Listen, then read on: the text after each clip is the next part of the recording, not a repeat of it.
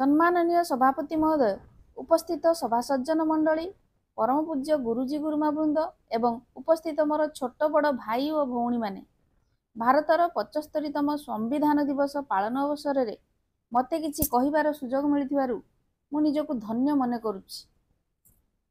पूर्वरु उपनिवेशवाद देश थिला भारत। 15 अगस्त 1947 पूर्वरु समस्त अधिकार इंग्रेज हाथ रे थिला। इंग्रेज माने भारत को उपनिवेश भावे शासन करुथिले।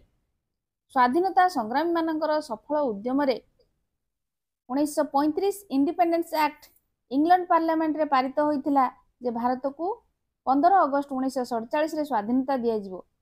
किंतु नवेम्बर 1946 रे संविधान गठन प्रक्रिया आरंभ हो जाइथिला, जहार मुख्य पुरोधा थिले डॉक्टर बी.आर. आंबेडकर, तांको सह नेहरू और डॉक्टर राजेंद्र प्रसाद इत्यादि।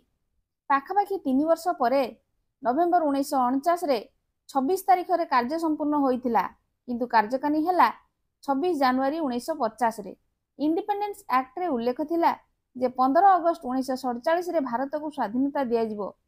तेणु सेही दिन ठारू भाइसरॉय पद उठाई दिया गला, किंतु गवर्नर जनरल रहिबे। तेणु से समय डॉक्टर राजेंद्र प्रसाद थिले गवर्नर जनरल। भारत स्वाधीन हैला किंतु शासन विधि बा धारा नहीं, तो यह केमिति होबो? तेणु सेही समय 1935 गवर्नमेंट ऑफ इंडिपेंडेंस एक्ट कार्यकारी करागला। जानिले आश्चर्य हेबे, संविधान 395 धारा मध्यरु 200 पाखापाखि धारा 1935 इंडिपेंडेंस एक्ट रु आसीची, जहा एबे भी कार्यकारी हेउची। 26 नवेम्बर 1949 रे आमर संविधान पूरा संपूर्ण होइथिला। तेणु 26 नवेम्बर 1949 को संविधान दिवस रूपे भारतवर्ष पालन करने आरंभ करछि। मु एति कही मोर वक्तव्य शेष करुछि। धन्यवाद।